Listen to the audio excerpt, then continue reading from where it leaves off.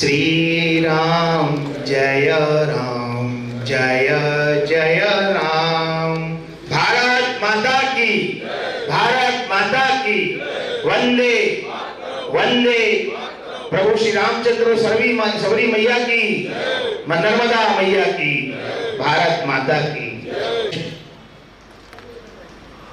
श्रीमान संदीप जैन जी से कि वे आज की इस बैठक में आप सभी का शब्दों के माध्यम से स्वागत भी करें और बैठक की प्रस्तावना भी आपके समक्ष रखें।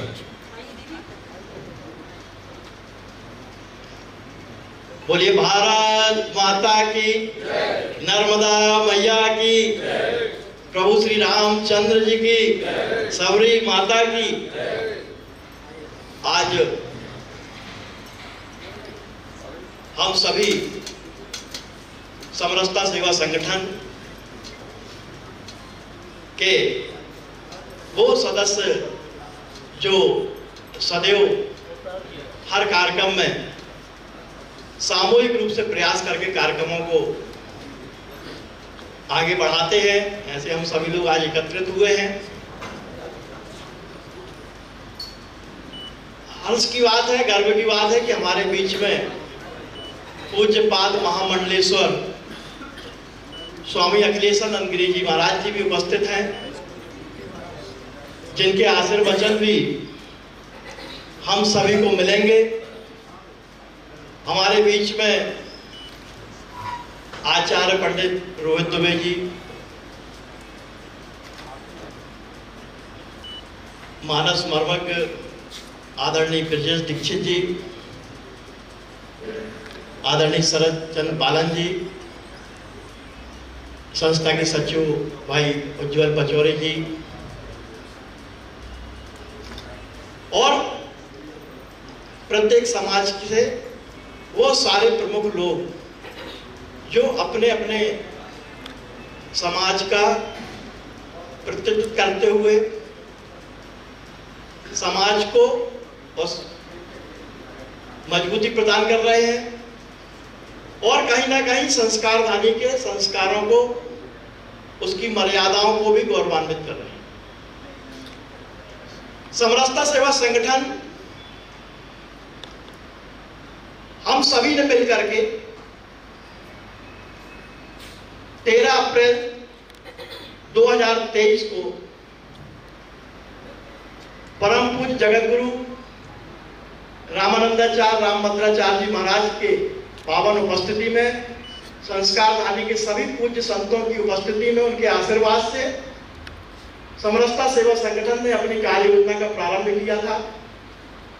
समरसता सेवा संगठन का जो ध्येय वाक्य है, जो ध्येय है, जो मुख्य उद्देश्य है कि सब सबको जाने और सब सबको माने, और इस ध्येय वाक्य को समाज के हर वर्ग ने स्वीकार किया और बढ़ चढ़ करके उसमें प्रत्यक्ष अप्रत्यक्ष सक्रिय तन मन धन से सहयोग दिया और आज वो सारे चेहरे यहां पर मौजूद भी हैं।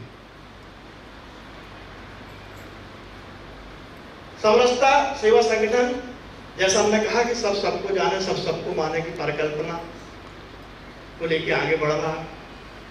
अब इसमें विभिन्न गोष्ठियों के माध्यम से हर जाति समाज के बंधुओं के, जाति समाज के ऐसे आराध्य महापुरुष जिनने पूरे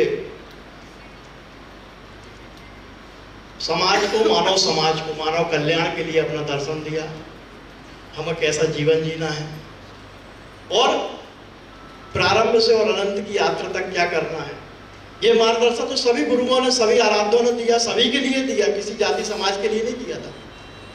और इसलिए उन सबको साथ में जीना, साथ में करना, उनकी जयंतियों पर उनके विचारों को सर्व समाज के बीच में ले जाना, इसको किया।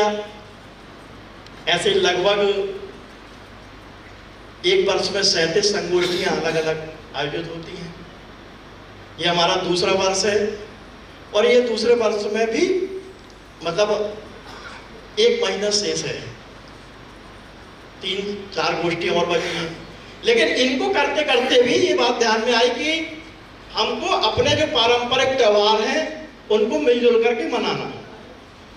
तो हमने फिर 2024 में अपन सब लोगों ने मिलकर के समरसता कजलिया महोत्सव, जो कि बंगाली क्लब के प्रांगण में मनाया था।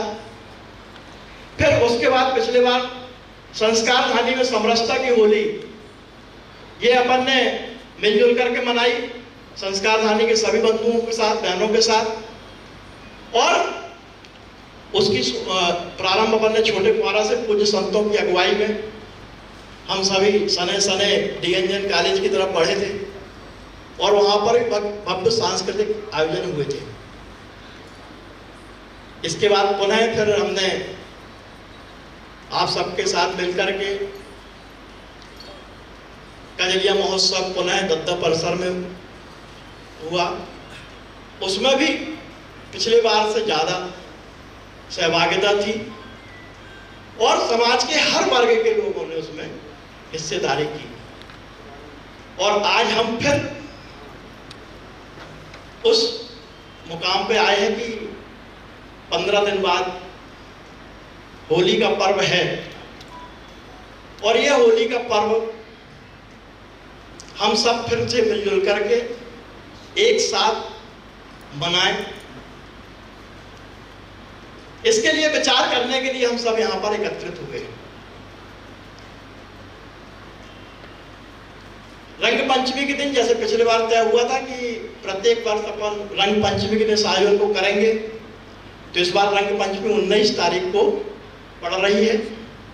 तो ये आयोजन संस्कार धानी में समरसता की होली, ये आयोजन 19 मार्च को, जो दिन बुधवार रहेगा, उस दिन आयोजित होगा। पूर्व की भांति ही जैसे छोटे फुहारा से अभी विचार में है, फिर जैसा सब लोग कहेंगे वहां से शोभा यात्रा के रूप में फिर वहां DNGN तक आकर के, अब इसमें मेरा ऐसा मानना है और आप सब लोग भी सहमत होंगे कि जैसा हमने कहा कि समरसता सेवा संगठन ये किन्हीं लोगों का संगठन नहीं, ये एक प्लेटफॉर्म है। हम सब समरसता सेवा संगठन के सहयोगी, सक्रिय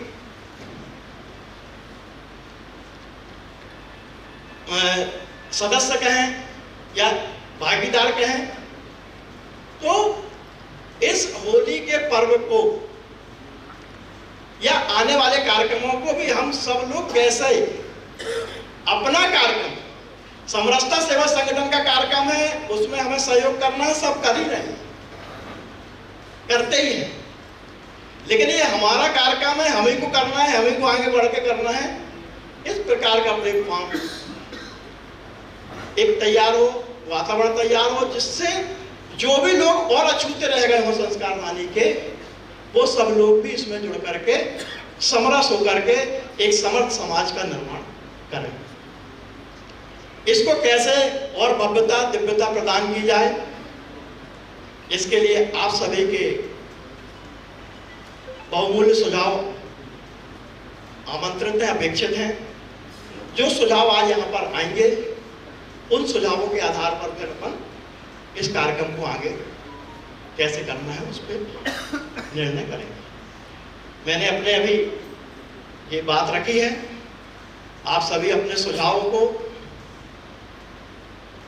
मौखिक रूप से भी, मतलब खड़े करके मंच के माध्यम से भी दे सकते हैं, और हमारे सहयोगी बंधु अभी आपको एक प्रपत्र रहेगा, उस पर भी यदि लिखित में दे सकते हैं।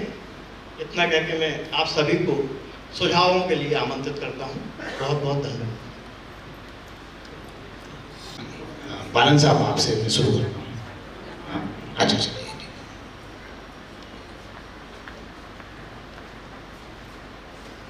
पिछली बार जो कार्यक्रम हुआ था बहुत ही अच्छा था, मैंने देखा है।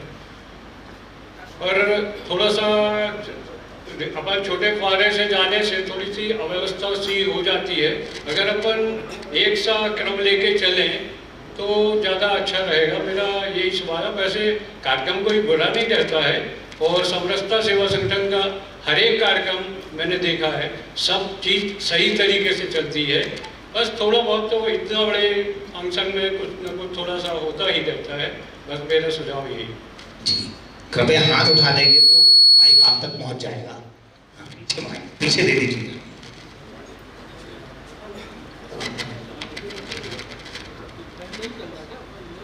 हाँ।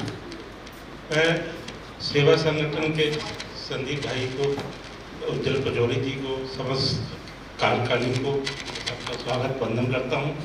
आज जो होली के विषय में जो रखा है वो बहुत अन्य है, बहुत अच्छा कार्यक्रम है। तो होली का पिछली बार जो हुआ है कोई बहुत शानदार था, इस बार जो होगा बहुत शानदार होगा उनका। और अपन लोग सब सहयोग, तन मन धन से सहयोग करेंगे, उसमें सही लोग पहुँचेंगे अपन।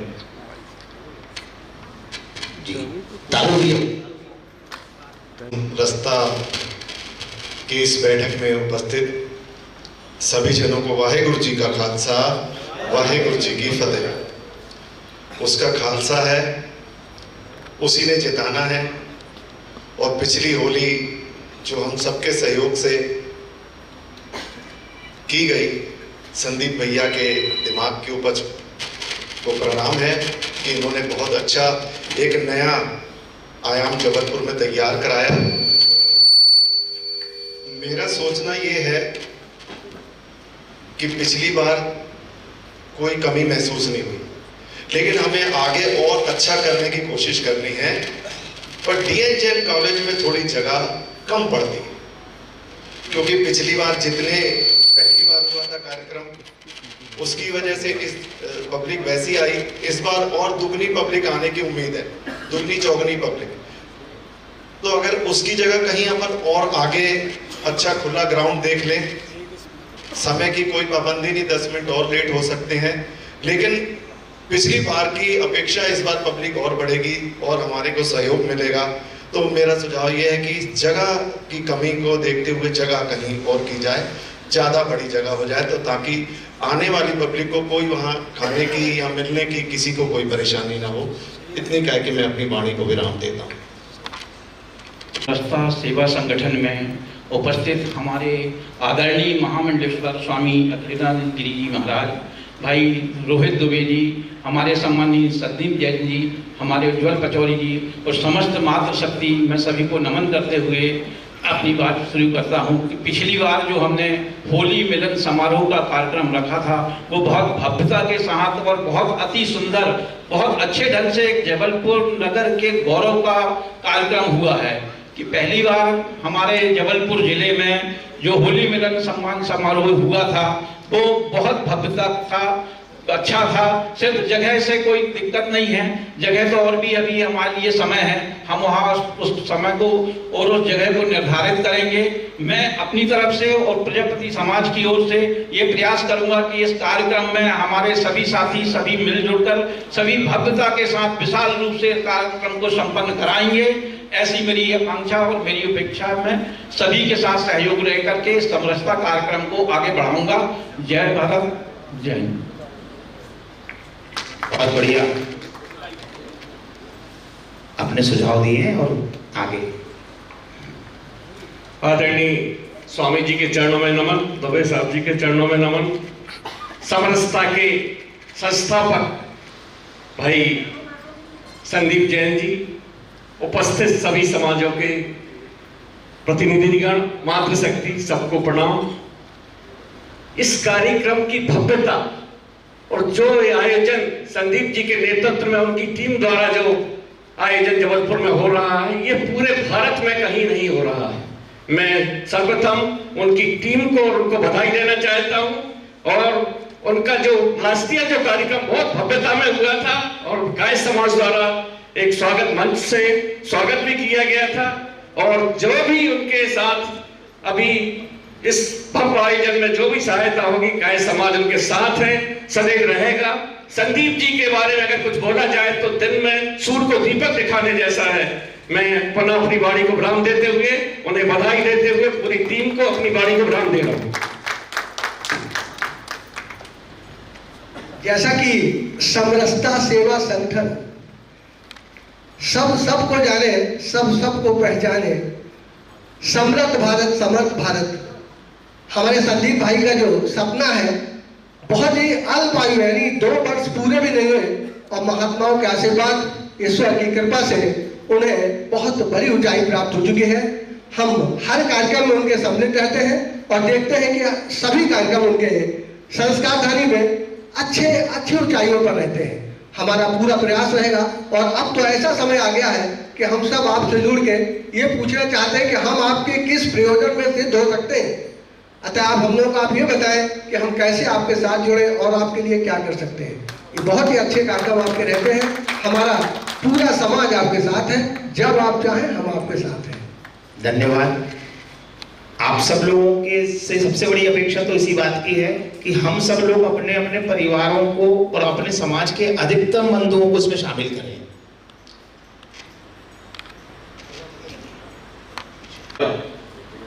कुशवाहा समाज रावण मंडल से मैं बिलोंग करता हूँ। सर्वप्रथम परम पूज्य स्वामी जी के चरणों में नमन। यहाँ पर सम्मानीय मंच, आदरणीय यहाँ पर उपस्थित मेरे बंधु और भगिनियाँ, निश्चित है संदीप जी का यह जो चिंतन मन में उनका आया, निश्चित है संस्कारधारी के लिए वंदनीय है। एक जब मैं चला था, जब अकेला मैं चला था, एक दिन लोग मिलते गए और कारवां बढ़ता गया। निश्चित है संदीप भाई जी ने जब चिंतन किया होगा और चिंतन करने के पश्चात में धीरे धीरे इस कार्यक्रम को गति मिलती जा रही है और लोग जुड़ते जा रहे हैं और इसकी सफलता के लिए मैं उनको बधाई देता हूं। धन्यवाद।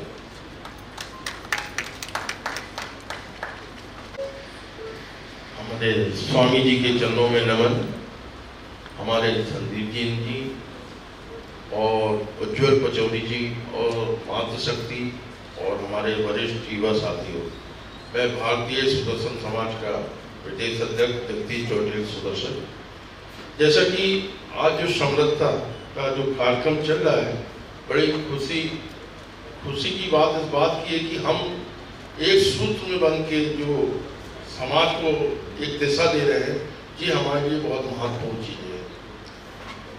क्योंकि आज की जो मांग है, जब तक हम जागेंगे नहीं, जब तक हम एक होंगे नहीं, जब तक एक सूत्र में बंधेंगे नहीं, जब तक हम अपने कार्य को, अपने सनातन धर्म को जो एक दिशा देना चाहिए वो हम दे नहीं पाएंगे। जैसा कि हमारे संदीप जैन जी ने और हमारे उज्ज्वल पचौरी जी ने और उनकी टीम ने जो इस कार्यक्रम को जो भव्यता दी है, ये हमारे सनातन धर्म के लिए मैं उनको हृदय से धन्यवाद देता हूँ और ये कारवां बढ़ता चला जाएगा। मैं और उनसे जो निवेदन करना चाहूँगा कि जो भी समस्त समाज से भी लोग जुड़े हुए लोग हैं, एक सदस्यता, हमारे समरसता की सदस्यता अभियान चालू होना चाहिए, जिसमें हर एक सदस्य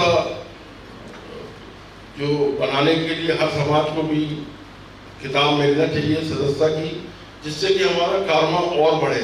क्योंकि हम जितना सक्रिय होकर और जो आज बैठे हुए लोग हैं, जो बहुत चिंतन व्यक्ति लोग हैं, जो अपना समय भी देते हैं और समाज के लिए बराबर एक सूत्र में बन के काम करते हैं, तो मैं सुदर्शन समाज की तरफ से भी आपके लिए सदैव बराबर आप लोग के साथ कंधे में कंधा लगा के चलता रहूँगा।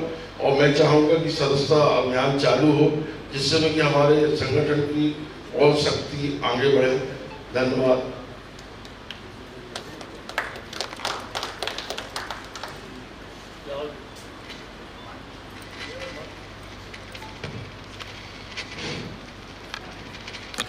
और सत्ता सेवा संगठन में पधारे सभी समाज के प्रमुखजन, हमारे बीच महामंडलेश्वर जी और गुरु जी रोहित महाराज जी, सभी को नमस्कार। वैसे होली मिलन का कार्यक्रम हमारे गाँव हमारा नाम विजय सरावगी, मैं भूतपूर्व अध्यक्ष होगी समाज का हूँ एवं वर्तमान में श्री गोविंद रामला समिति का संरक्षक सदस्य हूँ। जैसे कि होली मिलन का कार्यक्रम हमारे धर्म का समाज में तो शुरू से महाराज तो रहे हम लोग, लेकिन जब से ये संगठन से जुड़ गए हैं और पिछले साल जब ये अपना तिरुसा कार्यक्रम मनाया गया और गोविंद नामिया समिति के तत्वाधान में वहीं मेलोडियन से उठा, उस टाइम बहुत पब्लिक अच्छी इकट्ठी हो गई। उससे क्या हुआ कि एक और एक नया तब क्या हो जाएगा, सब लोगों को मारना पड़ा। नहीं तो पहले एक दो बार निकल रहा था संता से, वहीं मेलोडियन से निकलता रहा सीताराम जी के, उसके में निकला रहा, बहुत अलग रहता रहा। लेकिन संता के कारण क्या हुआ कि सभी संता के लोग इकट्ठे हो गए और इससे क्या हुआ कि सभी लोग के मिलजुल के कार्यक्रम हुआ। इसलिए ये कार्यक्रम बहुत अच्छा है और सभी लोग पधारे मनाएं। हमारे समाज के सभी लोग, होली समाज में जय मेवालाल जी सोलर के साथ में हमारे और भी रामदेव समिति की पूरी जो भी बाजार के कार्यक्रम होगा सभी लोग सहयोग देंगे और हमारे लायक कोई सेवा हो तो संदीप जैन जी बताएंगे तो हम लोग पूरा सहयोग रहेगा। धन्यवाद।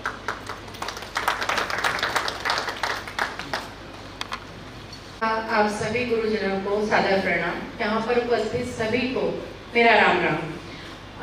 संदीप भैया बहुत ही अच्छा काम कर रहे हैं, हमें अपने जड़ों से जुड़ने का एक मौका दे रहे हैं और मॉडर्निस्टी के नाम पे हम बहुत सारी चीज़ें, अपनी सभ्यता, अपनी संस्कृति भूलते जा रहे हैं। हम तो फिर भी अपनी चीज़ों को जानते हैं, लेकिन हमारी जो नई जनरेशन है, युवा पीढ़ी हम कहें तो वो उतना नहीं जानते हैं। तो ये चीज़ समरसता जितने भी प्रोग्राम कर रहे हैं, कजलियाँ से लेकर के होली, ये सारी चीज़ें जो हैं हमको हमारी जड़ों से ही जोड़ रहे हैं और यही काम हम भी कर रहे हैं। मैं जबलपुर यूपी बिहार महासंघ की अध्यक्ष हूँ, महिला समिति की।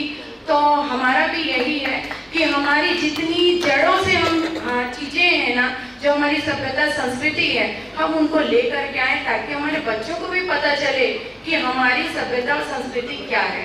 तो आपको बहुत बहुत धन्यवाद देना चाहूँगी कि सभी चीज़ों को, सभी लोगों को आप इतना जोड़ करके रख रहे हैं, सभी त्यौहार को इतने अच्छे से मना रहे हैं। तो इसमें मैं ये कहूँगी यदि कोई सांस्कृतिक प्रोग्राम या कुछ ऐसे कल्चरल एक्टिविटीज़ की जाए तो वो ज़्यादा अच्छा रहेगा। धन्यवाद। आज के उपस्थित सभी अतिथिगण, संदीप जी, हमारे सभी सहपाठी भाइयों, समरसता संगठन पिछले 2 वर्षों से अनेक कार्यक्रम आयोजित कर रहा है और सभी बहुत अच्छे ढंग से सफल हो रहे हैं।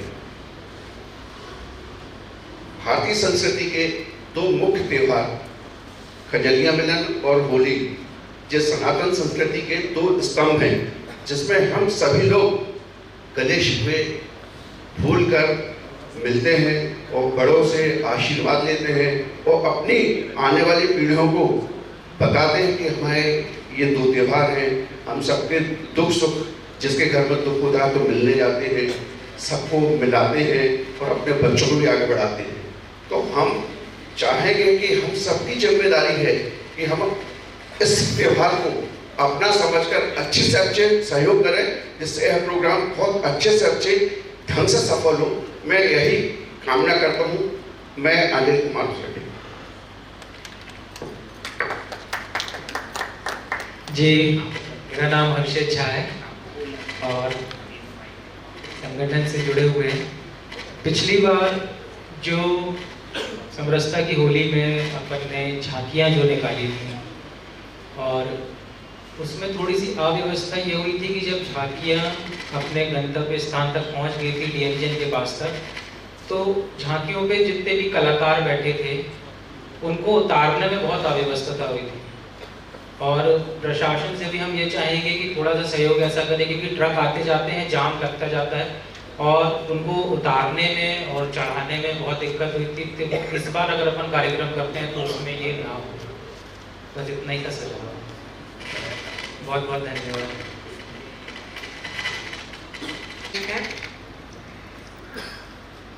इस मंच पर बड़ी बड़ी हस्तियों का जमावड़ा और हमारे गुरुजी महाराज, उनको बहुत बहुत नमन। बहुत से ऐसे कार्यक्रम होते हैं मगर ऐसे दिव्य कार्यक्रम बहुत कम होते हैं जहाँ हमारे सब जबलपुर की विशेष हस्तियाँ उपस्थित होती हैं। और ये कार्यक्रम जो संदीप भैया ने स्टार्ट किया, ये हमारे जबलपुर में क्या कहें, मेरे को तो मध्य प्रदेश या और कहीं भी ये पहला कार्यक्रम है जो सभी समाजों को एक एक करके याद दिलाता है कि तुम्हारे समाज की विशेषता क्या है और तुम क्या है। और तो मुझे ज़्यादा कुछ नहीं कहना, पिछले साल जो होली का कार्यक्रम हुआ बहुत अच्छा, उसी तरह किया जाए। बस एक बात कहना है कि थोड़ा टाइमली समापन हो, लेट हो जाने से हम महिलाएं थोड़ा परेशान हो जाती हैं। बाकी सब बहुत अच्छा है, शब्दों में नहीं कह सकती हूँ इस कार्य के लिए, लेकिन बहुत मैं ईश्वर की भी आभारी हूँ और धन्यवाद करती हूँ उस प्रेरणा को जो संदीप भैया को आई और जिसने पूरे समाज को जोड़ने का कार्यक्रम किया। धन्यवाद, नमस्कार।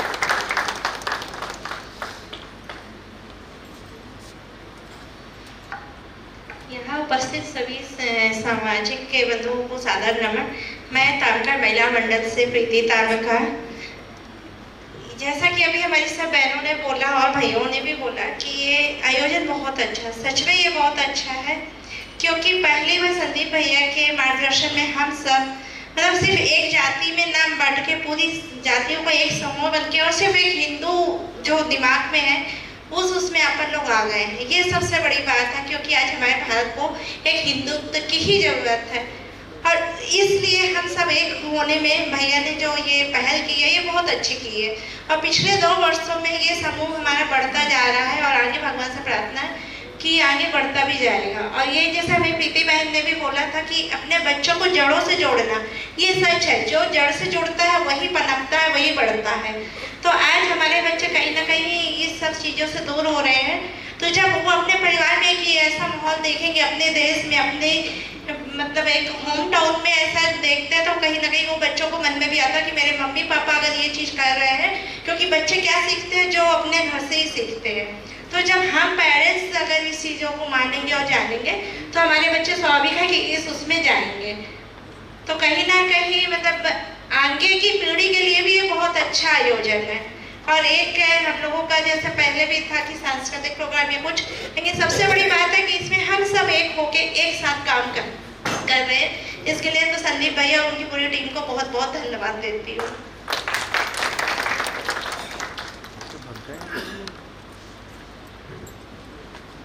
मैं सुधा तिवारी और ब्राह्मण समाज से हूँ। मैं भाई साहब के समरसता टीम में बहुत अच्छा काम किया, बहुत अच्छा हम लोग साथ में रहते हैं और देखते हैं, बहुत अच्छा लगता है। और भाई साहब से ये जो स्टाल लगते हैं तो विभिन्न समाजों के लगते हैं, उसमें हमारी बहनों की सहभागिता हो। अगर आपका सुझाव हो तो मेरी बहनों की सुझाव था, और जिस स्टाल लगे वही पारंपरिक वेशभूषा में हमारी बहनें रहें, ताकि महसूस हो कि हाँ ये आदिवासी है, कोई समाज से, कोई समाज है, कोई समाज की हो तो अच्छा लगेगा हम लोगों को। तो ये मेरा सुझाव है। और समरसता सेवा संगठन को बहुत बहुत धन्यवाद, बहुत अच्छा कार्य।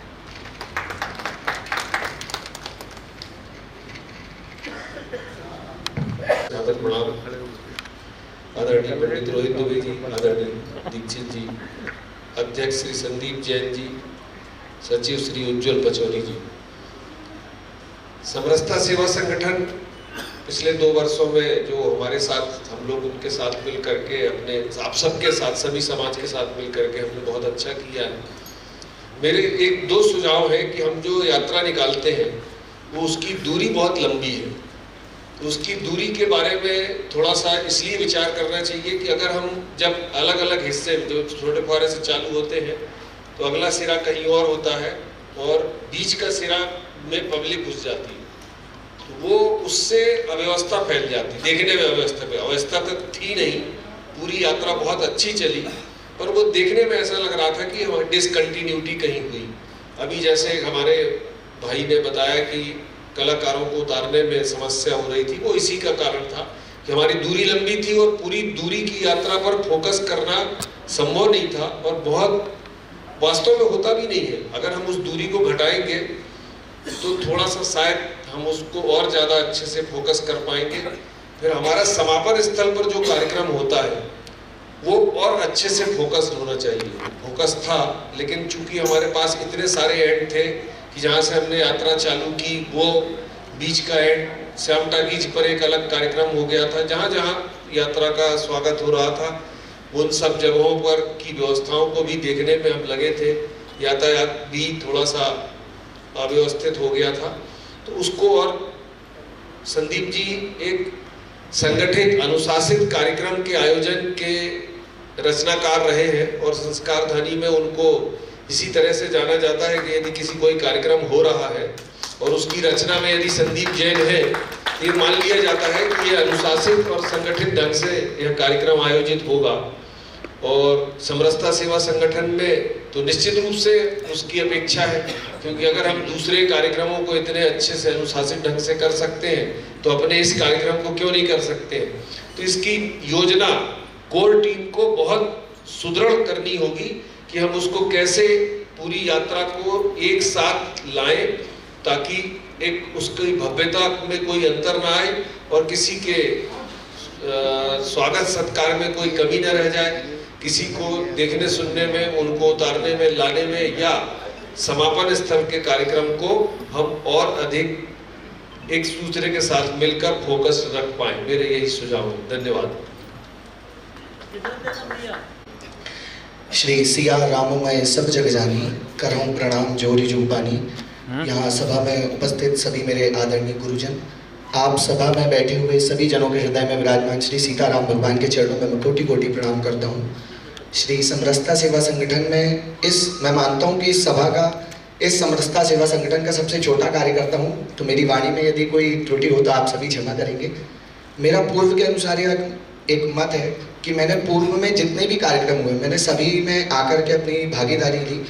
बस कार्यक्रम स्थल पे जो पिछले वर्ष मेरा आपसे निवेदन था चाचा जी कि जो कार्यक्रम में अपन ने कार्यक्रम हुआ था उसमें जो सभी के बीचों में इतनी ज़्यादा जब सब एक मात्रा में एक समय में उपस्थित होते हैं तो उस समय जो भीड़ मचती है उसमें मैंने देखा कि सभी, कुछ बच्चे भी आते हैं, कुछ बड़े भी होते हैं, कुछ वृद्धजन भी होते हैं, तो उनको लेकर के जो अव्यवस्थाएं हो जाती हैं तो उसमें कमी कुछ भी नहीं होती, परंतु एक समय में एक साथ जो लोग एकत्रित हो जाते हैं उससे जो अव्यवस्थाएं बनती हैं। तो मेरा मानना यह है कि यदि स्थल में अगर हम और विचार कर सकते हैं या बड़ा स्थल या उससे कुछ ऐसी चीज़ें या व्यवस्थाएं ऐसी हम कुछ कर सकते हैं तो उस पर विचार किया जाए। और दूसरा महत्वपूर्ण सुझाव था, अभी कुछ समय पहले दीदी ने बताया कि जो बच्चे या युवा तरुणाई इस पूरी सभा में, युवा में मतलब मैं अगर बैठा हूँ तो मैं देख रहा हूँ मुझसे सभी जन बड़े हैं, मेरे उम्र में मैं हूँ, मेरे साथ भाई बैठा है।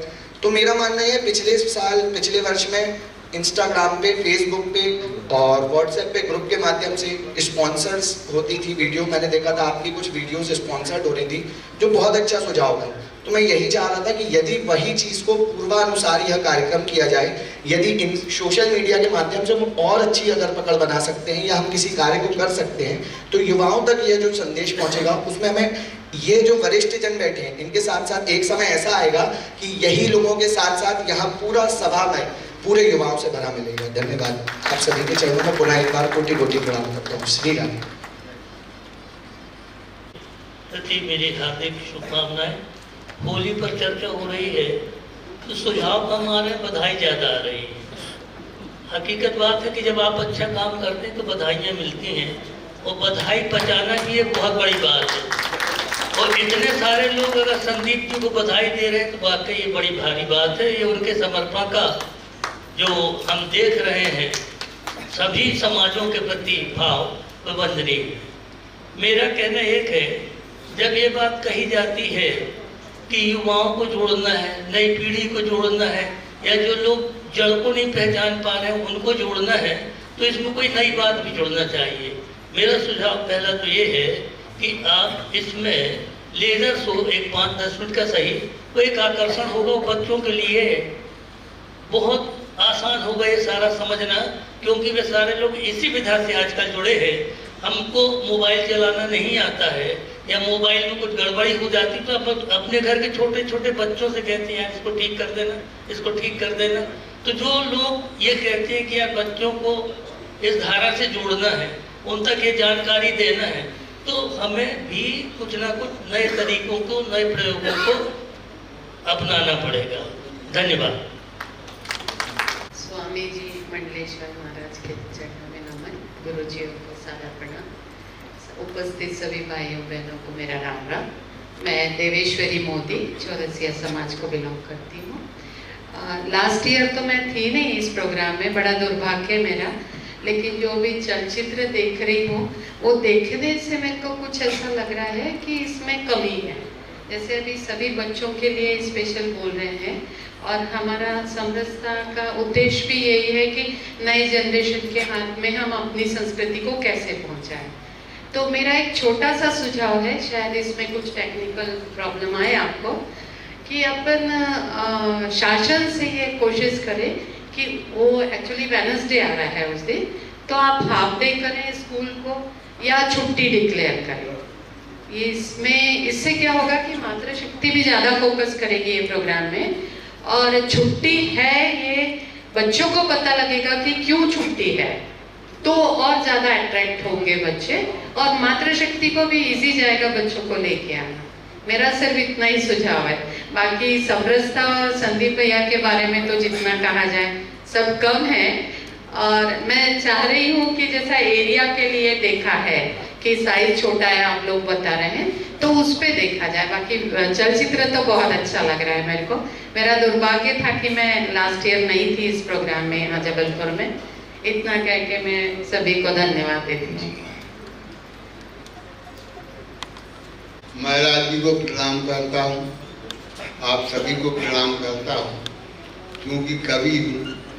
एक बुद्धिनिक गीत के माध्यम से अपनी बात आप तक रख रहा हूँ कि ई होरी में मोरे भैया प्यार की अलख जगइयो, ई होरी में मोरे भैया प्यार की अलख जगइयो, ओ मानवता को दाग लगे ने ऐसो रंग लगइयो, मानवता को दाग लगे ने ऐसो रंग लगइयो।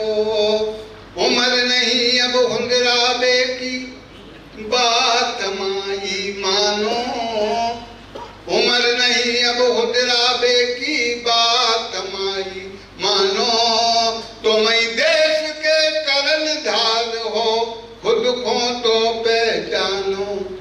उम्र नहीं अब हुंदराबे की बात माई मानो, तुम देश के करन धार हो खुद को तो पहचानो।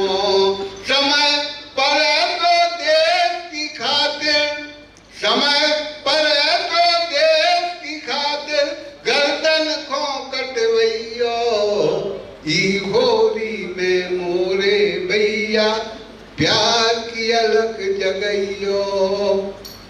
सबसे बड़ो धर्म मानवता, इससे बड़ो न कोई, सबसे बड़ो धर्म मानवता, इससे बड़ो न कोई।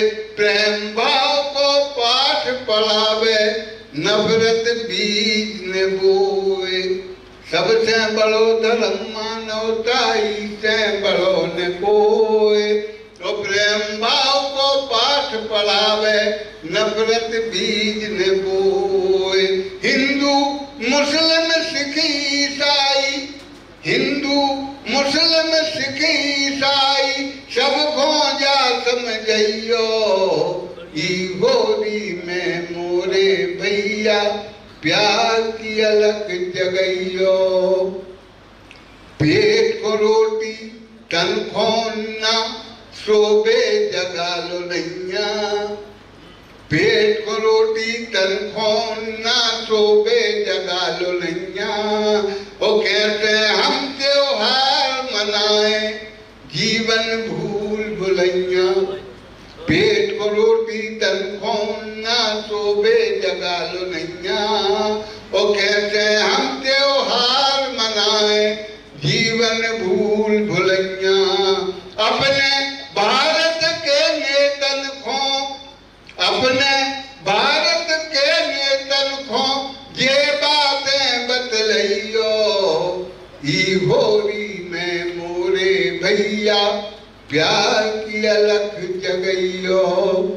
गीत का आखिरी बंद है कि रंग अबीर से तन को रंगियो मन को करके साफ, रंग अबीर से तन को रंगियो मन को करके साफ, बरस बरे की सारी गलती पल में हुई माफ, रंग अबीर से तन को रंगियो मन को करके साफ, बरस बरे की सारी गलती पल में हुई माफ, राज सागरी विनय करत है, राज सागरी विनय करत है, ई कोने बिसरइयो, ई होली में मोरे भैया प्यार की अलख जगइयो, मानवता को दाग लगे ने ऐसो रंग लगइयो। बहुत बहुत धन्यवाद। दिया है राम बाबू जी, मैं आपसे आग्रह करूंगा। आदरणीय गुरुजी एवं सम्मानीय मंच अतिथिगण, सभी को सादर प्रणाम और नमन। अभी सभी के विचार मन सुने हैं, क्योंकि यहाँ पे जितने भी लोग इकट्ठे हैं उन सब में सब समाज का प्रतिनिधित्व करते हुए समाज सेवी हैं और सबका अपना अपना अनुभव है। एक जो समाज सेवी उपस्थित है वो कम से कम 1000 व्यक्तियों के साथ अपना वो क्षमता रखता है कि वो अपना कार्यक्रम एक छोटे से यदि सामाजिक कार्यक्रम में यदि अपन कार्यक्रम करते हैं तो उसमें भी कुछ अव्यवस्थाएं हो जाती हैं। फिर तो सभी 38 समाजों के प्रतिनिधि यहाँ उपस्थित हैं और संदीप भाई अकेले नहीं, हम सबका दायित्व है कि उन जो अवस्थाओं में बता रहे हैं अपन लोग, वो अव्यवस्था नहीं है, वह सफल कार्यक्रम की अपनी एक संवेदना है और सफल कार्यक्रम की बधाई है। आप सभी ताली बजाइए इस बात पे। मतलब इसका मतलब है कि कार्यक्रम बहुत सफल रहे अपने। बस जो कमी रह जाती है तो उस कमी में मैं चाहूँगा कि आप अपने समाज से जो अपना शोभा निकलेगी, मतलब होली की रैली यात्रा, तो उसमें आप मंच लगाएं समाज की तरफ से, और उस मंच के समापन का निर्णय ये रहे कि आप समाज के जैसे शोभा यात्रा खत्म होती है आपके मंच से आगे निकलती है तो आप सभी प्रतिनिधि बन के उनके साथ चलें और जो भी झांकियाँ उसमें हो उन झांकियों का एक समाज अपना दायित्व ले ले कि जो बच्चे उसमें सजे हुए हैं वह उनकी व्यवस्था खुद देखे। अपन को दायित्व संभालना पड़ेगा। संदीप भाई ने तो पहल की है, उस पहल को अपन को आगे बढ़ाना है और सब मिलजुल कर यदि काम करेंगे तो बहुत बढ़िया रहेगी सफल। और यह जो चूंकि मैं विश्वकर्मा समाज का प्रदेश प्रभारी हूँ अखिल भारतीय विश्वकर्मा सभा ट्रस्ट का, और मेरा ये दायित्व है कि मैं सब जगह जाता हूँ, अन्य शहरों में भी, तो अन्य शहरों में मैंने देखा है कि कभी ऐसा कोई कार्यक्रम नजर नहीं आया। एक समाज में लोग सीमित रह जाते हैं, हम तो कितने सारे समाज के लोग हैं, और यदि इसमें भी अपन अवस्थाएं देखें तो अपने को दायित्व बनता है कि हमको संभालें। मैं खुद आपको समर्पित करता हूं, यदि आपको कोई अव्यवस्था लगती है तो एक टीम बनाएं, हम आपके साथ देखेंगे। जो झांकी ट्रक में सजी हुई है कहीं अवस्था है तो मैं खुद आगे बढ़ के साथ दूंगा तन मन धन से, यही चाहता हूँ। दूसरा यह है कि यदि जो अपना स्थल जो चयन है, ये कार्यक्रम जो होते हैं ये हृदय स्थल में रखे जाते हैं, तो DNGen सर्वश्रेष्ठ है और सबसे अच्छा सफल कार्यक्रम हुआ है। और चूंकि ये एक बहुत बड़ा कार्यक्रम है तो इसमें अपन को एक कमी और दूरी नहीं देखना है, क्योंकि जब तक अपन 2 कदम आगे नहीं चलेंगे तो अपने को पता ही नहीं लगेगा कारवा कितना है। कारवा जब पता लगेगा आप पीछे जाके देखोगे लास्ट में तब समझ में आएगा कितनी पब्लिक है क्या है। तो सबको अपन व्यवस्था अपना दायित्व है, आप अपने इसमें क्या बोलते व्यवस्थापक या कुछ प्रशासनिक का पट्टा लगाएं और आप खुद आगे बढ़ें। और संदीप भाई की जिम्मेदारी ये है कि उन्होंने एक शुरुआत की है, उसे कदम से बढ़ाकर हमको सभी साथ देना है। मैं आप सबको वचन देता हूँ कि जब भी आप किसी भी उसमें जुलूस में भी कोई दिक्कत है तो तन मन धन से मैं सहयोग करूंगा और अपने समाज के साथ जो मातृ शक्ति है उनको लाने के प्रयास करूंगा। दूसरा जो अभी वर्तमान में जो यहाँ सभा भवन में मातृ शक्ति और बहन जी उपस्थित हैं, मैं चाहूँगा अगले बार जो भी बैठक हो इसके संबंध में तो आप इससे एक के साथ 2 लोग और लाएं तो कम से हमको अच्छा लगेगा, क्योंकि जो भी संस्कृति और समाज के काम होते हैं उसमें सबसे बड़ा रोल जो होता है मातृ शक्ति का होता है। यदि मातृ शक्ति अधिक आएंगी तो हमको बल मिलेगा और हमें लगेगा कंधे से कंधा मिलाकर साथ दे। धन्यवाद। कोई और बंधु अपने विचार रखना चाहें मातृशक्ति तो आमंत्रित हैं। मैं आग्रह करूंगा आदरणीय रोहित दुबे जी से कि कृपया अपने विचार रखें। भवन्तु सुखिनः सर्वे सन्तु निरामया सर्वे भद्राणि पश्यन्तु कस्यचित् दुःखभाग् भवेत्। प्रातः स्मरणीय परम पूज्य महाराज श्री के चरणों में सादर नमन, आदरणीय ब्रजेश जी को नमन, संदीप जी को नमन, और यह यहाँ पर उपस्थित मंच के साथ साथ सभी समाजों से पधारे हुए अतिथिगणों का हार्दिक अभिनंदन।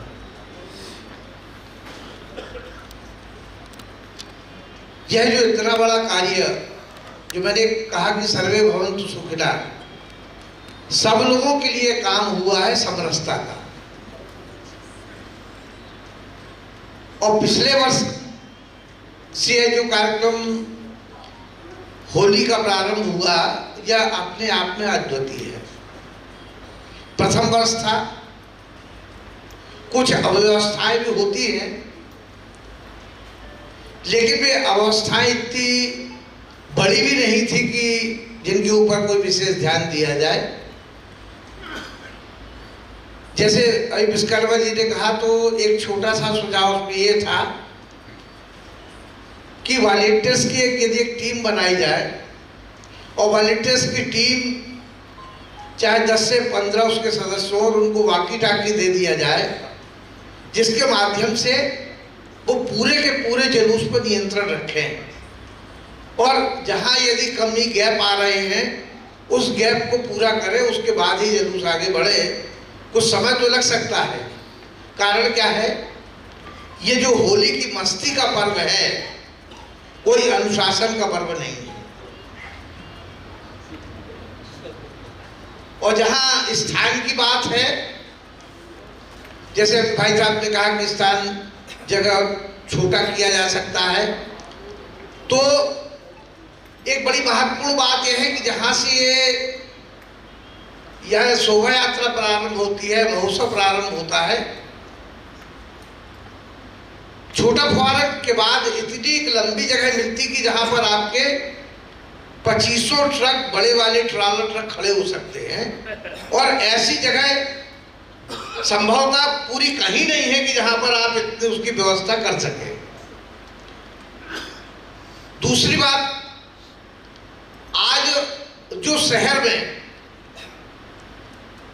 का जो हृदय स्थल है उससे आप पूरे से जुड़े हुए हैं, एक दूसरे से परिचित हैं, तो इतनी ज्यादा व्यवस्थाएं हो रही हैं, वह केवल मार्ग में दोनों ओर जो संभ्रांत हमारे सम्मानीय नागरिकगण हैं उनके माध्यम से हो रही है। धार्मिक लोग हैं इसलिए हमें ये सारी सुविधाएं मिल रही हैं। अब यदि हम डीएनजे की बात करते हैं तो डीएनजे अपने आप में एक अत्यंत लोकप्रिय और सुविधायुक्त स्थान है। दूसरा स्थान केवल वहां पर सही स्मारक रहता है, इसके अलावा कोई नहीं है। तो यह जो व्यवस्था समरसता की और आप सबके माध्यम से हो रही, केवल तो संदीप जी का प्रभाव नहीं है। संदीप जी ने तो एक आधार स्तंभ तैयार करके दिया है और हमारी आपकी सबकी जवाबदारी होती है कि हम उसको कैसे इनका सहयोग करें और अपने कार्यक्रम को सफल बनाएं। आवश्यकता यही है कि जो अगली बैठक हो उनमें आप अलग अलग काम बांटें और आप हम लोगों के ऊपर जो भी दायित्व देंगे उसको हम लोग पूरा करेंगे। जय श्री राम।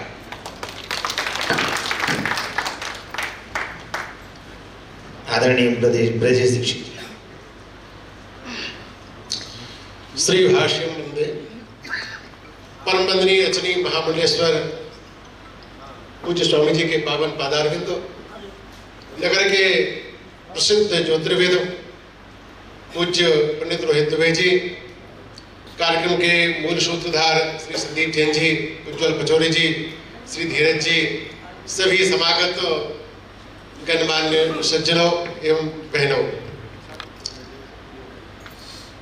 मैं निवेदन कर दूं कि पूर्व काल में कुछ संवत्सर यज्ञ हुआ करते थे। 1 वर्ष का यज्ञ होता था, उसको संवत्सर यज्ञ कहा जाता था। तो समरसता सेवा संगठन का मेरी दृष्टि में दूसरा यज्ञ चल रहा है। पहला यज्ञ हो चुका हमारी उस होली पे, अब दूसरे यज्ञ की पूर्णाहुति इस होली पर होने वाली है। संवत्सर यज्ञ ऐसे ही चलते हैं, इसलिए वो स्वयं व्यवस्थित होते हैं अपने आप स्वप्रेरणा से। और जिनको आप अव्यवस्थाएं कह रहे हैं, उन अव्यवस्थाओं को ऐसा समझें। वस्तुतः समरसता हमारे आलोक पाठक जी जानते हैं, जब भरत जी पूरे समाज को लेकर चले और उन्हें चित्रकूट में ऐसा लगा कि आयु सकल समाज सकेली, प्रभु मृत्यु वचन मोह बस पेली, वो पूरे समाज को लेकर यहाँ आ गया। तो ऐसी अनुभूति संदीप जी को भी होती होगी भरत जी जैसी। किंतु वहां पर भी कुछ घटनाएं इतनी अच्छी घट रही थी कि राम सखा ऋषि परवश बैठा, जनु में लोटा स्नेह समेटा। जैसे सब लोग मिल रहे थे गले, तो ऐसा लग रहा था कि धरती में पड़ा हुआ स्नेह वशिष्ठ जी हृदय से लगा रहे हो। दूसरा, भरत जी ने समरसता का अनुभव कहाँ किया कि भरत दशाते अवसर कहती जल प्रवाह जल अलिगति जैसी। जब हम किसी जुलूस में चलते हैं या किसी उद्देश्य को लेकर चलते हैं तो हमारी स्थिति कैसी होना चाहिए? बोले जल प्रवाह जल अलिगति जैसी। जब नदी समुद्र की ओर जाती है, हम भी तो समुद्र की ओर जा रहे हैं, समरसता सेवा संगठन समुद्र की ओर जाता है। यथा नदी नाम वैभव उबेगा, अर्थी समाज नदियों की भांति है और एक संगठन समुद्र की भांति है। उसमें हम जा रहे हैं, कैसे जा रहे हैं? बोले जल प्रवाह जल अलिगति जैसी। जल की अली मैंने भवन, भवन आगे चलती फिर पीछे मुड़ के आती, फिर दूसरे अली के साथ मिलके फिर आगे बढ़ जाती है। तो इस तरह से समाज का संचरण होता है। यही रस है, रस जल को कहते हैं। जब सब, इसलिए तो रसोधरी कहा जाता समुद्र को। तो समरसता में सब छोटे छोटे रस या समस्त नदियों के रस मिलकर समुद्र को बनाए, इसी को होली की पूर्णता कहा जाएगा। और होली का जो पर्व है, फाल्गुन मास हमारे इसलिए महत्वपूर्ण है कि इसमें हमारी आस्तिकता की रक्षा हुई। इसके कृष्ण पक्ष में भगवान शिव ने जब विस्पान किया तो राम नाम लेकर विस्पान किया, तो आस्तिकता की रक्षा हुई कि भाई राम नाम के कारण उनका केवल कंठी नीला पड़ पाया। और शुक्ल पक्ष में प्रहलाद जी भी राम नाम का जाप कर रहे थे नरसिंह पुराण के अनुसार। वो होली में बैठ गए, होलिका जल गई, सब कुछ हो गया, किंतु प्रहलाद जी का बाल का बांका नहीं हुआ, अर्थात आस्तिकता की रक्षा हुई। तो वस्तुतः ये आस्तिकता की रक्षा का पर्व है फाल्गुन मास, जिसका कृष्ण पक्ष बीत चुका है, शुक्ल पक्ष आ रहा है। इस शुक्ल पक्ष में आप शुक्ल हृदय से, शुक्ल मन से इस शुक्ल पर्व को मनाने की कृपा करें और अपने आप व्यवस्था वहां पर हो जाएगी। धन्यवाद, साधुवाद। आदरणीय संदीप जी, मैं चाहूंगा कि सभी वक्ताओं ने जो विचार रखे हैं उसको समाहित करते हुए अपनी बात कहें और फिर हम पूज्य महाराज श्री का आशीर्वचन प्राप्त करेंगे। धन्यवाद धीरज जी।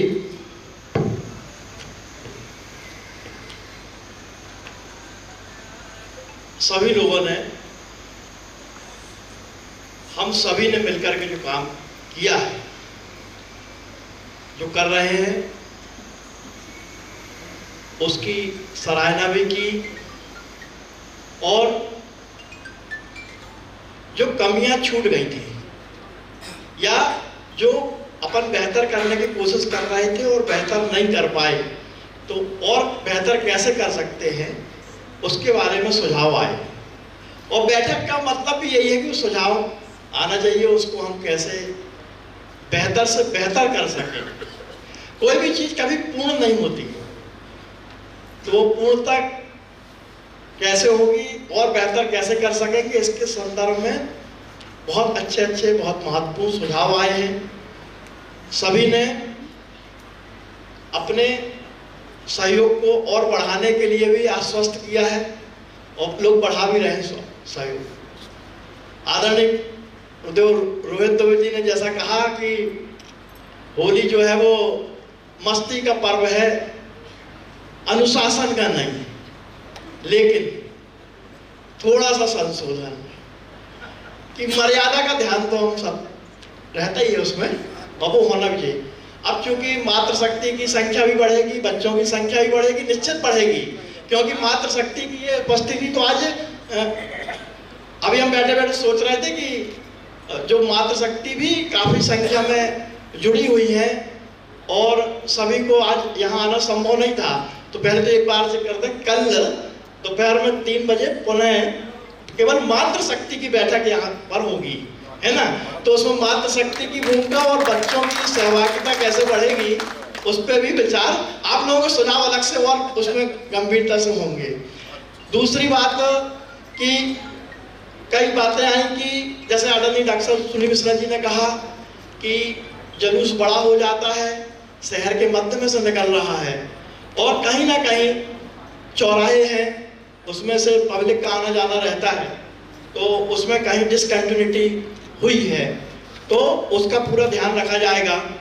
इस बार प्रशासन से विशेष आग्रह किया जाएगा कि उसमें कोई व्यवधान ऐसा ना आने पाए जब तक हमारा जुलूस क्रॉस ना हो जाए, उस चौराहे से ट्रैफिक न छोड़ा जाए। दूसरी बात, जैसे हर्षित ने अभी कहा था कि कुछ कलाकारों को उतरने में, तो उसके लिए भी सुविधाओं का और कैसे बढ़ाई जा सकती हैं और कैसे उस कमी को दूर किया जा सकता है, उस पर विचार हो जाएगा और उसको निश्चित तौर पर सुधार किया जाएगा। जहाँ तक जुलूस मार्ग की बात है, तो हमें लगता है बहुत लंबा तो इसलिए नहीं कह सकते कि 2-2.5 किलोमीटर का है, और कोई भी जुलूस यदि इतना ही नहीं निकलेगा तो वो उसमें थोड़ा सा कमी महसूस होगी। जहाँ तक कैंपस की बात है, कैंपस क्या है कि कवर्ड है और शहर के मध्य है और बाउंड्री वाल है, सुरक्षित है। इस बार हम डी-इंजन बोर्डिंग वालों से आग्रह करेंगे मिलके कि जो थोड़ा सा शेष हिस्सा उन्होंने बचा लिया था, उसको भी हमें उपयोग करने की अनुमति दे देंगे और थोड़ा बाहर उसको बढ़ा के और कैसे हम उसको और व्यवस्थित कर सकते हैं, उसको करने का भी प्रयास अपन सब लोग मिलकर के करेंगे निश्चित तौर पर। इसके बाद जो मंचों की बात आई कि सामाजिक मंचों पर एक बात आई कि पारंपरिक वेशभूषा में और बाकी, इसमें ये भी थोड़ा सा हमारा आग्रह रहेगा कि तमिल समाज के लोग भी बैठे हैं, सिंधी समाज के भी हैं, सिख समाज से भी हैं, गुजराती समाज से भी हैं और ऐसे भाषाभाषी भी हैं। तो कहीं ना कहीं हम ये कर सकते हैं कि हमारे जो स्वागत मंच रहेंगे उन पे कोई हमारे पारंपरिक नृत्य हैं और पारंपरिक वेशभूषा है, चाहे बंगाली हो, सिख हो, पंजाबी हो, तो उसका भी एक संदेश और उस स्तर के अपन मंचों का निर्माण कर सकते हैं। तो उससे भी एक कहीं ना कहीं, जैसा बहन ने कहा कि सुधा जी ने, कि मातृशक्ति को भोजन स्टार्ट स्वाभाविक है कि मां अन्नपूर्णा की कृपा से ही सभी लोगों को प्रसाद पाते हैं और आप सब शक्ति स्वरूपा हैं, अन्नपूर्णा जी का वास आप सबके हृदय में है, तो उसमें जितना सहयोग मां शक्ति करेगा तो हम लोगों को तो और उससे सुविधा ही होगी और निश्चित तौर पे कोशिश करेंगे कि यदि आप सब लोग तैयार होंगे कल तो पूरा भोजन पंडाल जो है वो आप लोगों के जिम्मे रहेगा। तो कुल मिला के हम सभी लोग आपस में, और ये तो कोई कहने की बात ही नहीं है, मैं पूरे हृदय से भाव से कि अभी तक जिन लोगों से जो भी अपेक्षा हुई है उस अपेक्षा से बढ़ चढ़कर ही सभी ने सहयोग किया है। हम कभी कभी लगता है कि अपेक्षा करने में कंजूसी कर गए, लेकिन लोगों ने अपेक्षा को पूरी करने में कोई कंजूसी नहीं की है। तो निश्चित तौर पे ये कार्यक्रम भी पूज्य गुरुदेव यहाँ पर विराजमान है, आप सब संस्कार दानी के प्रबुद्ध जन हैं, आप सभी के स्नेह से, सहयोग से और अच्छे से अच्छा ही होगा, ऐसा प्रयास होगा। जो कमियां पिछले बार रह गई हैं वो न रहें। और ये भी एक बात और कहना चाहता हूँ कि अभी अपन सब लोगों ने बैठ करके सुझाव लिए हैं, हो सकता है कि कई सुझाव भी अपन कभी कभी होता है कि बाद में ध्यान आता कि ये चीज और हो जाती है, हम बोल नहीं पाए, लिख नहीं पाए, तो वो भी आप हमें व्यक्तिगत व्हाट्सएप पे या ग्रुप पे भी दे सकते हैं, उनको भी हम सभी सम्मिलित करने का पूरा प्रयास करेंगे। आप सभी ने अपना समय दिया, सुझाव दिए, उसके लिए आभार। जैसे ही हम सभी एक दूसरे के आभारी हैं और हमें पूज्य गुरुदेव का आशीर्वचन प्राप्त होगा कि कार्यक्रम हम अच्छे से अच्छा सफल हो। मैं पुनः पूज्य गुरुदेव से आग्रह करता हूं कि वो हम सभी को आशीर्वचन प्रदान।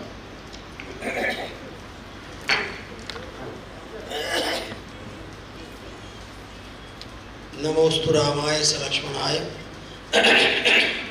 देव्यै च तस्यै जनकात्मजायै नमोस्तु रुद्रेन्द्र यमानिलेभ्यो नमोस्तु चंद्रार्क मरुद्गणेभ्यः।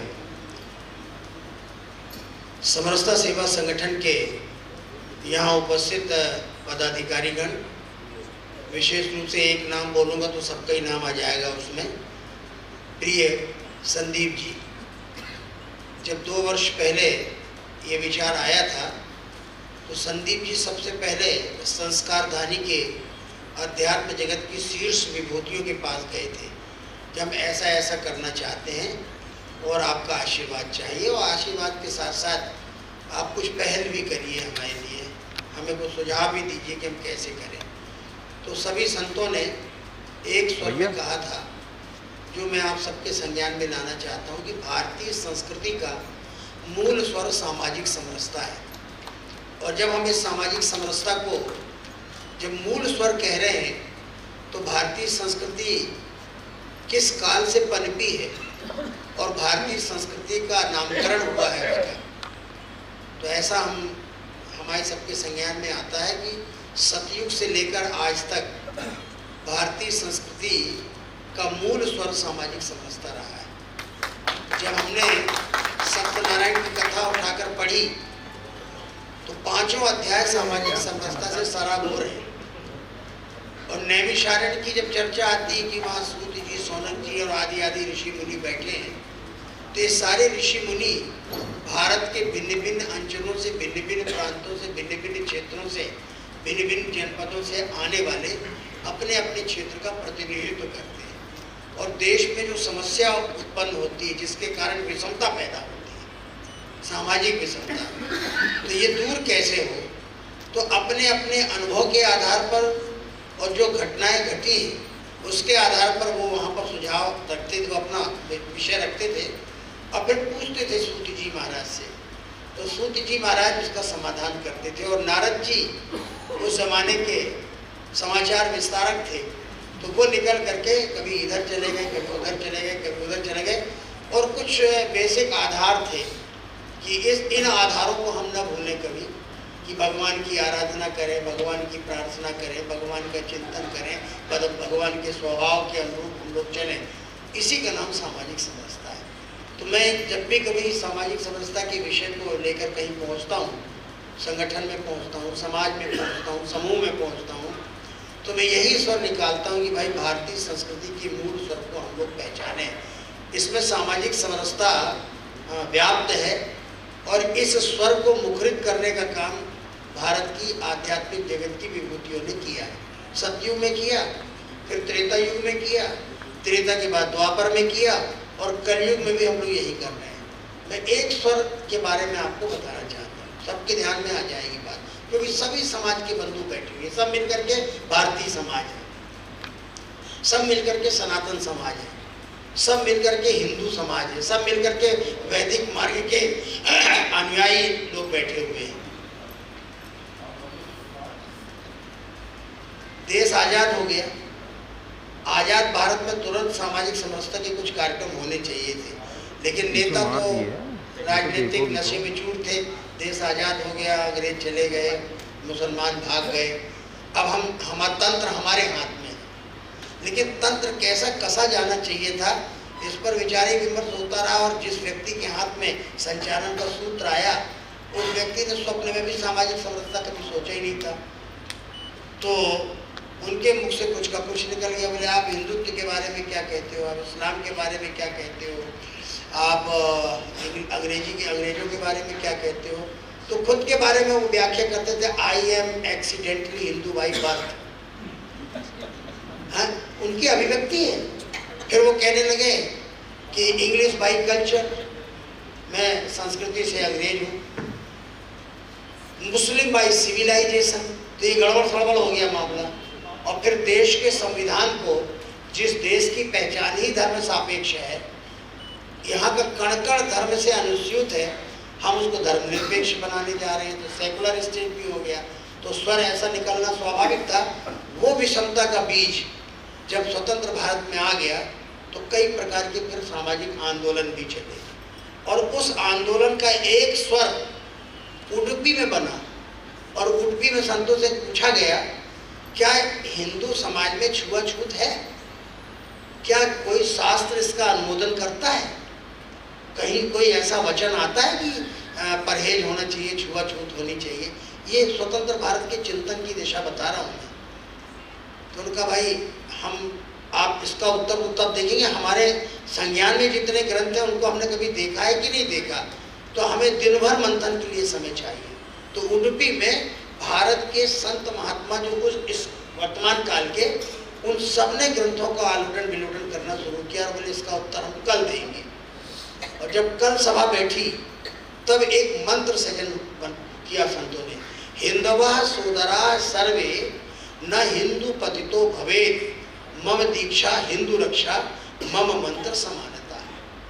ये सूत्र आया, बोले इस पर हमको काम करना चाहिए। और दिल्ली के विज्ञान हाल में जब संतों ने केंद्रीय मार्गदर्शक मंडल का गठन किया तो 4 सूत्र उन्होंने निकाल लिए काम करने की। समाज की एकता और समाज को संगठन के सूत्र में बांधना, और जहाँ जहाँ हमारी संस्कृति विकृत हो गई है, I am accidentally Hindu by birth की गर्भोक्ति से, तो इसको कैसे ठीक किया जाए। तो हिंदू समाज का संरक्षण, हिंदू संस्कृति का संरक्षण, और जिन प्लेटफार्मों से ये विकृतियाँ आ जाती हैं, क्षमा करेंगे हम लोग कहीं ना कहीं उन प्लेटफार्मों पे खड़े होते हैं समय समय पर, हम भी खड़े होते हैं, बड़े मुखर होकर खड़े होते हैं। यहीं से मुखरित होकर के हमने एक आह्वान किया था और उसका कहीं किसी को कष्ट भी हुआ, तो हमने कहा भाई थोड़ा बहुत कष्ट होना तो ठीक है। तो हमने कहा कि जो संतों ने अनुभव किया कि जो विकृतियाँ आती हैं वो राजनीतिक प्लेटफार्मों से आती हैं, और उन विकृतियों को ठीक करने के लिए क्या हो, तो भारतीय राजनीति का हिंदूकरण करो आप। हिंदूकरण का मतलब हम कोई दूसरे जो अहिंदू कहते हैं उनको मारो पीटो, ये भाव नहीं था कभी। हिंदूकरण का मतलब कि हमारी दिशा तो सही हो, और उस दिशा में हम लोगों ने काम करना प्रारंभ किया, और ये सूत्र पे उभर करके आया। तो संतों ने कहा कि अपने को बैठकें करनी है, तो 5 स्थानों पर बैठक तय हुई। मेरे हिस्से में जो स्थान आया वो बनारस आया। तो जब हम बनारस की बैठक में गए, उसको कहते थे हम 6वां धर्म संसद, और 6वें धर्म संसद में जब बनारस में हम थे तो हम संतों के बीच में तो वहाँ साक्षी था उस घटना के, जो बता रहा हूँ आपकी सामाजिक संस्था कैसे मुखर होती है और कैसे वो फिर समाज के सामने आती है, और फिर एक कार्यक्रम आधार बन जाते हैं सामाजिक समरसता के। तो उस समय अचानक सभा हो रही थी, सभा में एक व्यक्ति आया काला भिल्ल, और लेके आने वाले एक व्यक्ति थे जो हमारे बीच में काम करते थे। बोले ये आए हैं और ये डोम सरदार है, यहाँ के बनारस के डोम सरदार है। इनके पूर्वजों ने राजा हरिश्चंद्र को क्रय किया था, और राजा हरिश्चंद्र इनके स्मशान में देख रेख करने आते थे। और उनके साथ क्या परीक्षा हुई है जबरदस्त, कि स्वयं पत्नी अपने बच्चे को लेके आ रही है, और अगर टैक्स दिए बिना तो ये सब होगा नहीं दाह संस्कार, तो उसने अपना पल्लू खाड़ कर दिया। और उस समय ब्रह्मा विष्णु महेश और ऋषि मुनि प्रकट हुए, बोले आज तुम सत्य की कसौटी पर खरे उतरे हुए। तो उसी परिवार का वो प्रतिनिधि वर्तमान में अभी भी है, और वो तो चले गए, उनके बेटे हैं। वो आए तो बोले मैं केवल एक ही काम करने आया हूँ आपको, मैं सबको प्रणाम करता हूँ और मैं निमंत्रण देने आया हूँ आपको। ये सबसे बड़ी तीव्रता है सामाजिक समरसता की, जहाँ हम लोग धोखा खा जाते हैं। बोले आप हमारे यहाँ भोजन करने आइए, मैं 2 पत्नी वाला हूँ, मेरी दोनों पत्नी भोजन बनाएंगी, मेरी बूढ़ी माता जी हैं, वो बैठ करके आपको सबको भोजन परसेगी, आप सब संत आ जाइए एक बार। बनारस में आने के बाद ये संदेश बनना ही चाहिए। संतों ने एक दूसरे की तरफ देखा, बोले स्वीकृति दो, बड़े सामाजिक समरसता के पक्षधर बने बैठे हो ना, और सतयुग से मूल स्वर है कह रहे हो, तो इस मूल स्वर को मुखरित करो। तो उन्होंने कहा कि कल हम आपके यहाँ आएंगे। मैं स्वयं साक्षी हूँ, दशाश्वमेध घाट में उन्होंने सारी व्यवस्था की, और बूढ़ी माता फूट फूट के रोने लगी कि हमारे पूर्वजों ने कौन सा ऐसा पुण्य का कार्य किया था कि आज इतने सारे संत हमारे घर में भोजन कर रहे हैं, और मेरी दोनों बहुएं भोजन बना बना करके परोस रही हैं आपको। क्या ये सामाजिक समरसता का संदेश नहीं था वर्तमान काल में? और रामलाल राही नाम का एक नेता था, वहाँ नरसिंह राव की सरकार थी, वहाँ से बोले हमारी जाति वाली वहाँ एक ही बैठी है, उमा भारती, नंबर लगाओ जल्दी से उमा भारती का, हमारी बात कराओ। और रामलाल राही का फोन आया उमा भारती के पास, और कहा भारत स्वतंत्र भारत के वर्तमान काल के संतों का हम अभिनंदन करते, जो काम स्वतंत्र भारत में तुरंत होना चाहिए था, इतना लंबा समय खींचा, और उसके बाद ये काम हुआ है।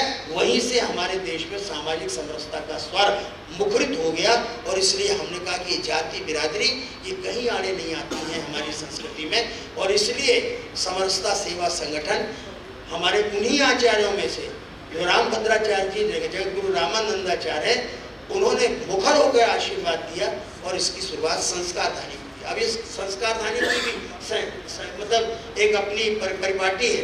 यहाँ जो कार्य होता है, यहाँ से जो धारा बनती है और यहाँ से जो संदेश बनता है वो कम से कम पूरे महाकौशल प्रांत में तो जाता ही है। और जब महाकौशल प्रांत में जाता है तो अभी एक भाई बड़ी अच्छी बात कर रहा था, ये नौजवान बोल रहा था, मैं सबकी बात सुन रहा था। हम आज जो युग, जिस युग में जी रहे हैं, क्योंकि जब मैं गाय के क्षेत्र में काम करने गया तो मैंने उसी स्वर का सहारा लिया कि भाई आज दुनिया हमारे लिए बहुत बड़ी नहीं है, दुनिया बहुत छोटी है। और इस छोटी सी दुनिया में हम संचार क्रांति से जुड़ गए हैं। सैटेलाइट का युग है ना ये, ग्लोबलाइजेशन का युग है ना ये। तो ग्लोबलाइजेशन जैसे शब्द और सैटेलाइट जैसे माध्यम हमारे साथ हैं। मैं बाकी बातों में नहीं उलझाता। सामाजिक समरसता का सबसे अनूठा उदाहरण दे रहा हूँ। मैं 1.5 महीने रहा हूँ तीर्थराज प्रयाग, मेरी हालत खराब हो गई। मैंने वहाँ व्रत कर लिया, मेरा भोजन वहाँ अनुकूल नहीं रहा मेरे लिए, तो मैं दुबला पतला होके आया। लोग कह रहे कि महाराज इतना कम क्यों हो गए? मैंने कहा अपने 2 रोटी का ही एक संकल्प ले लिया था 1.5 महीने तक। लेकिन पूरे प्रयागराज में 65 करोड़ लोग आए हैं स्नान करने के लिए।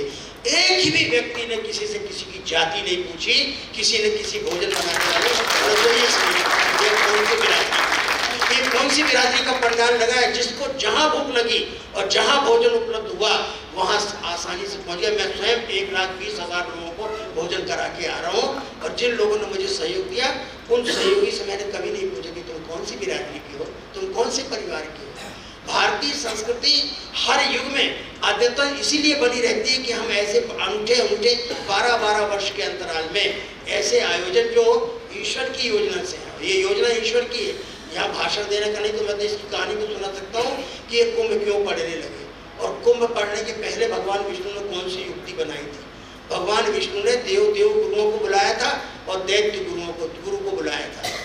शुक्राचार्य जी भी आए और बृहस्पति भी आए। बोले तुम्हारे चेले लोग आपस में लड़ते हैं तो मौसेरी भाई दिति और अदिति के ही तो पुत्र हैं, लेकिन इतनी भयंकर लड़ाई होती है, इनकी लड़ाई तो कभी थमना चाहिए। तो लड़ाई थमने के लिए कोई उपक्रम कराना चाहिए। ये उपक्रम है जो हम आप कर रहे हैं। और कार्यक्रम के निकष 3 ही होते हैं। एक होता है कार्यक्रम हमारा सफल रहा, कार्यक्रम हमारा सार्थक रहा और कार्यक्रम हमारा प्रभावी रहा। सफलता के आधार क्या हैं, सार्थकता के आधार क्या हैं और प्रभावी के आधार क्या हैं? यदि इन आधारों को हमने समझ लिया तो छोटी मोटी तो शिकायतें होती रहती हैं। इतना बड़ा आयोजन और मरे मात्र कितने लोग? 46 लोग। और हल्ला इतना मतलब कि 46 करोड़ लोग मर गए सब लोग हैं। इतने बड़े आयोजन में इतना प्रबंधन इतनी जबरदस्त ढंग से कसा गया था। और उसको कुंभ को हमारे पास तो बहनें आती थी इंटरव्यू लेने के लिए। एक ही महात्मा है जो आज की भाषा बोलता है। बोले महाराज इस कुंभ को आप किस रूप में देख रहे हो? मैंने कहा अगर तुम आज की भाषा मेरे मुंह से निकलवाना चाहती हो तो वो खुद ही कह रही थी भव्य और दिव्य और डिजिटल कुंभ है ये। भव्य भी है, दिव्य भी है, मगर भव्यता दिव्यता तो इसकी प्राचीन काल में भी रही है। लेकिन डिजिटलाइजेशन के युग में हम अगर हैं और ये कुंभ डिजिटल बन गया है तो इसका स्वर कितनी दूर तक जा रहा है, कहाँ तक जा रहा है। जब मैं पहली बार कुंभ में गया था तब मेरी उम्र 22 साल की थी और उस समय जो प्रचारित हो रहा था यही हो रहा था प्रचारित 144 वर्ष बाद ये मुहूर्त आया है। और इस बार भी वही चल रहा है कि 144 वर्ष बाद मुहूर्त आया है। और उस समय 28 देशों के प्रतिनिधि यहाँ गोता लगाने आए थे। अब दुनिया सैटेलाइट के युग में छोटी हो गई है, ग्लोबलाइजेशन के युग में बहुत छोटी हो गई है। तो 129 देशों के लोग जो सनातन धर्मावलंबी हैं वो सब यहाँ पर स्नान करने गोता लगाने आए थे। तो कितना बदल गया ये कुंभ।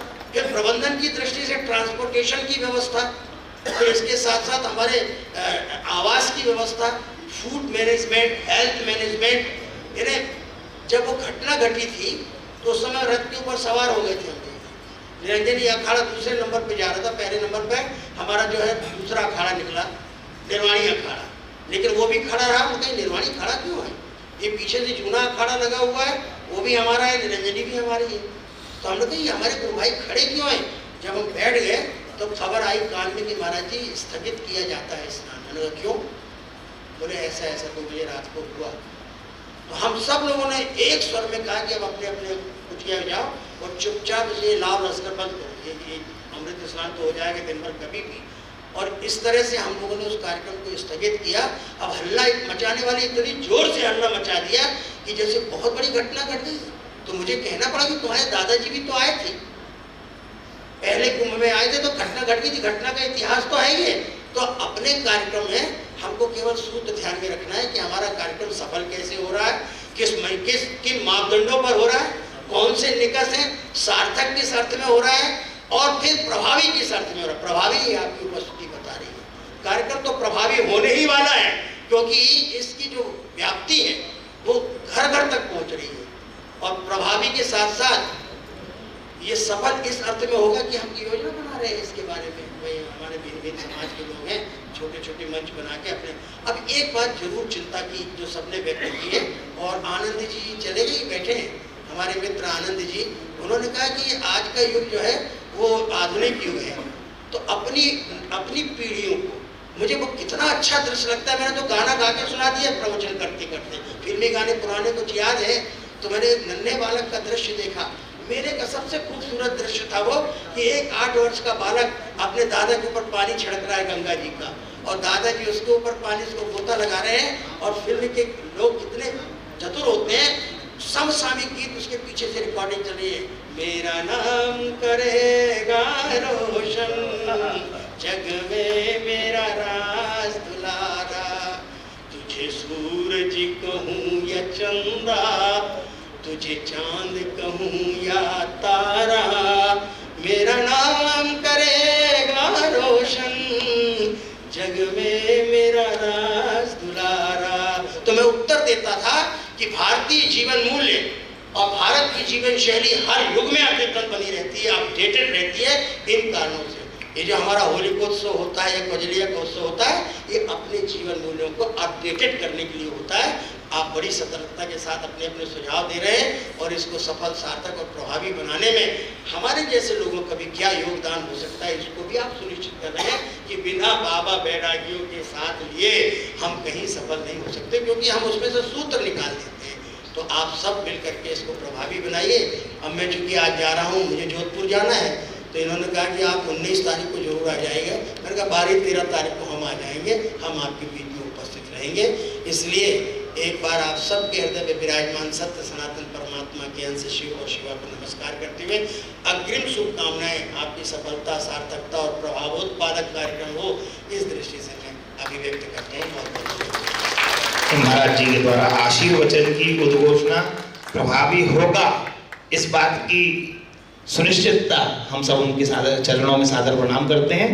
और मैं आग्रह करता हूं भाई उज्ज्वल परचौरी जी से, सचिव समरसता सेवा संगठन, कृपया आज के कार्यक्रम के लिए आभार प्रदर्शन करें।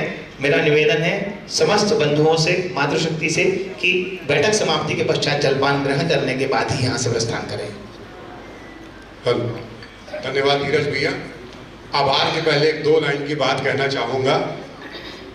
चूँकि हमारे समरसता सेवा संगठन के शुरू से ही महामंडलेश्वर श्री अखिलेश्वरन जी का आशीर्वाद हमको मिलता रहा है। संगोष्ठियों में रोहित दुबे जी हो, दीक्षित जी हो, पालन सर हो, और अब तो संस्कार धानी एक ऐसे परिवार जैसा प्रतीत होता है। हमारे अध्यक्ष श्री संदीप जैन जी, जिनकी परिकल्पना समरसता सेवा संगठन की कि सब सबको जाने और सब सबको माने। उसमें सबसे पहला, जब भी वो शुरुआती दौर की बात करते थे कि जब तक टीम के सदस्य पूरी चीज़ों से भली भांति परिचित नहीं होंगे तो अपन उस संगठन में, मतलब पहले अपन जाने और फिर सबको कोशिश करें जो थोड़ा थोड़ा अपन जान रहे हैं वो सबको बताएं। और संगोष्ठियों के माध्यम से हमें बहुत फायदा ये हुआ कि हमको लगता था कि हम बहुत कुछ जानते हैं, लेकिन जब संगोष्ठियों का कारवां पहले साल और दूसरे साल बढ़ता गया तो हमको जवाब मिलते गए। और अब तो ये हो रहा है कि जवाब, अब सवाल भी मन में उठने लगे हैं कि हम ये सब चीज़ें पहले से क्यों नहीं कर रहे हैं, हमको अब इन चीज़ों की जरूरत क्यों पड़ रही है। तो जैसा अखिलेश्वरन जी ने बताया, और सबके विचारों से ये आता है कि जब देश आज़ाद हुआ होगा और सत्ता का समर जो समरसता को कहीं नीचे दबा के ले गया, तो जिसको हम आज जैसे हम संस्कार धानी में प्रयास कर रहे हैं, ऐसे प्रयास कहीं हो और भी हो रहे होंगे और सार्थक भी हो रहे होंगे। क्योंकि हम जिस संगठन से जुड़े हैं, हमको लगता है कि हमें बहुत कुछ सीखने को मिल रहा है। आज संस्कार धानी में ऐसा कोई भी मतलब जात पात की तो कोई बात ही नहीं है। यहाँ पे हमने अब हमारे कार्यक्रमों को लोग संस्कार धानी की गजलैया, हमारे कार्यक्रम मतलब हम सब के कार्यक्रमों को लोग संस्कार धानी की गजलैया और संस्कार धानी की होली तक का नाम दे देते हैं। तो वो इस कारण है कि समरसता सेवा संगठन के अध्यक्ष संदीप जैन जी का सोचना रहता है कि हम कोई भी कार्यक्रम करें तो उसके पहले उसका विचार विमर्श हो कि हमारे संगठन में, अपने संगठन में ऐसा कोई भी कार्य नहीं होता जो बिना विचार विमर्श के हो, क्योंकि विचार विमर्श से जब तक हम विचारों में सब नहीं होंगे तो हम किसी संगठन में आगे तक नहीं जा पाएंगे। आप सबका हमको, चाहे मातृशक्ति हो, चाहे हमारे युवा साथी हो, चाहे हमारे महामंडलेश्वर जी हो, धर्मगुरु हो, अपने अपने समाज के प्रतिष्ठित जनप्रतिनिधि हो, आपका सहयोग, आपका अमूल्य समय और आपका इसी प्रकार का मार्गदर्शन संगठन को हमेशा मिलता रहे। आपका बहुत बहुत आभार कि हम आगामी कार्यक्रम को आपके मार्गदर्शन में बहुत व्यवस्थित से सुव्यवस्थित करने का प्रयास करेंगे और जो भी अच्छा होगा अनुशासन में होगा। हमारे संगठन का पहला उद्देश्य है जो भी हो मर्यादा अनुशासन में हो। तो आप सबका पुनः बहुत बहुत आभार। भारत माता की जय, प्रभु श्री राम जी की जय।